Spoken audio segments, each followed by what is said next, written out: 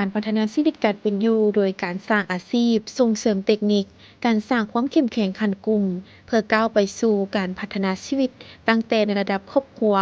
สู่ระดับกลุ่มและกลายเป็นฟาร์มในอนาคตเพื่อให้ชีวิตการเป็นอยู่ของประชาชนในเขตชนบทมีชีวิตที่ดีขึ้นหลุดพ้นออกจากความทุกข์ยากเป็นปัญหาสำคัญของการพัฒนาเศรษฐกิจสังคมของเมืองก็คือของชาติ โครงการกสิกรรมเพื่อโภชนาการเป็นหนึ่งในโครงการที่จะตั้งปฏิบัติแนะใส่ให้ประชาชนมีอาหารที่หลากหลายด้วยการกสิกรรมที่หลากหลายชนิดส่งเสริมการเข้าถึงเทคนิควิชาการทุนหอนและสิ่งอำนวยความสะดวกนับตั้งแต่เส้นทางเข้าสู่พื้นที่การผลิตการสนองน้ำให้ชาวเกษตรกรให้สามารถนำใส่เข้าในการผลิตตัวจริงให้กุ้มกินในครอบครัวก้าวไปถึงการมีรายได้จากการปลูกฝังเลี้ยงสัตว์ สุกยูให้แม่และเด็กได้มีสุขอนามัยที่ดีได้รับสารอาหารที่เพียงพอมีสุขภาพที่ดีขึ้นครับเจ้าชื่อฮักเคยเนาะอยู่บ้านเซนอาถอยซองมี5 คนเนาะมียิงมี2ให้งานผลิตนี่4 คนดังแต่ก่อนโครงการประทานเข้าหันเนาะถือว่าอาชีพนี่ก็เฮ็ดนาเฮ็ดไถเลี้ยงปลาก็เลี้ยงเล็กๆน้อยๆหลังจากโครงการเข้ามาเนาะปี2017ท่านเถอะได้เข้ามานี่ก็ได้ขอทุนนำโครงการเนาะหลังจากโครงการมาเผยแพร่เกี่ยวกับการพัฒนาคันบ้านเนาะก็ได้ขอทุนนำโครงการได้รับทุนนำโครงการนี่ปี2019มี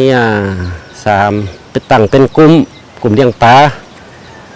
ได้การนี่36,590,000สมาชิกกลุ่มทั้ง23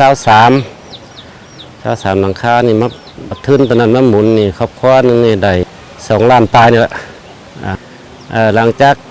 โครงการเข้ามาแล้วก็เลยวิชาการเนาะการเลี้ยงปลาคันบ้านไปฝึกอบรมนี่การเลี้ยงปลาที่บ้านเซนอาถือซ่องเขานี่แหละแล้วก็เลยไปฝึกเกี่ยวกับการปลูกฝังเลี้ยงสัตว์เนาะที่บ้านแสนอินเนาะอันตอนนี้นะได้ฝึกตรงโครงการถือว่าที่นำความรู้มาให้การเลี้ยงปลานี่ก็อันที่1ก็เป็นว่าเรื่องเนื้อพันธุ์ปลาสะก้อนเนาะ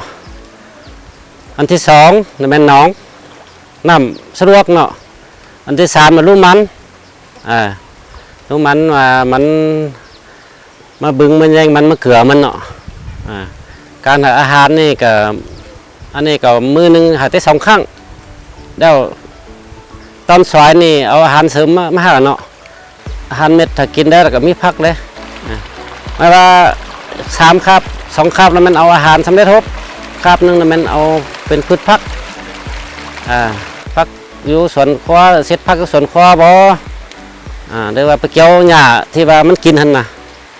อันหญ้าปลูกนี่ก็บ่ทันขยายอะไรเนาะอันปลูกหญ้าเนาะกำลังปลูกหญ้าการเลี้ยงปลากันแล้วเนี่ยพันธุ์ดีนี่4 เดือนเริ่มต้นขายก็มีตัวหาคิดเป็นเขากันมาเนี่ยพันธุ์ดีคันเนี่ยพันธุ์บ่ดีนี่ก็6 เดือนได้ขาย ซึ่งในบรรดากิจกรรมของทานทักเถยจากแต่ก่อนเหตุการณ์ผลิตแต่เล็กๆน้อยๆย้อนบ่มีความรู้ประสบการณ์ได้กลายมาเป็นครอบครัวหนึ่งที่มีใบหน้าใหม่การผลิตนอกจากสร้างอาหารไว้กินในครอบครัวยังสร้างรายได้ปีหนึ่ง100 ล้านกุกีบซึ่งเฮ็ดให้ครอบครัวมีชีวิตการเป็นอยู่ที่ดีขึ้นก่อนในอดีตนำมาเบิ่งชีวิตการเป็นอยู่ปัจจุบันก่อนโครงการประทานเข้าหัดเนาะที่ว่าก็มาสมเทียบสังมือก่อนนี่ไทยเฮ็ดนาเนี่ยบ่กลมกินหานากับนาน้อยเฮ็ดไทยได้กับบ่กลมกินหลังจากโครงการเข้ามานี่อันนี้ก็เร่งซะการเลี้ยงปลานี่แหละกับข้าของข้าพเจ้านี่นะเร่งซะการเลี้ยงปลาถึงว่าทุนโครงการน้อยๆก็ยาแต่เป็นทุนสมทบเนาะนอกจากการเลี้ยงปลาส่วนผักทานทักเถยยังได้รู้อีกว่า